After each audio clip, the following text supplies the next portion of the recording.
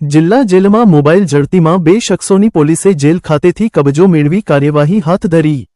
ભાવનગર જિલ્લા જેલમાં દરોડા દરમિયાન 2 વધુ વ્યક્તિઓની ધરપકડ કરવામાં આવી છે। 26 ઓગસ્ટના રોજ અમદાવાદ જેલની સ્ક્વોડે ભાવનગર ડિસ્ટ્રિક્ટ જેલમાં તપાસ કરી હતી, જેમાં કુલ 10 મોબાઈલ ફોન મળી આવ્યા હતા। તપાસમાં મહાવીરસિંહ ઉર્ફે ગલકો કનુભા ગોહિલ અને હરપાલસિંહ ઉર્ફે હરુ મહિપતસિંહ ગોહિલ નામના 2 વધુ શખ્સોના નામ સામે આવ્યા હતા। પોલીસે આ બંનેની ધરપકડ કરી કાયદેસરની કાર્યવાહી હાથ ધરી છે।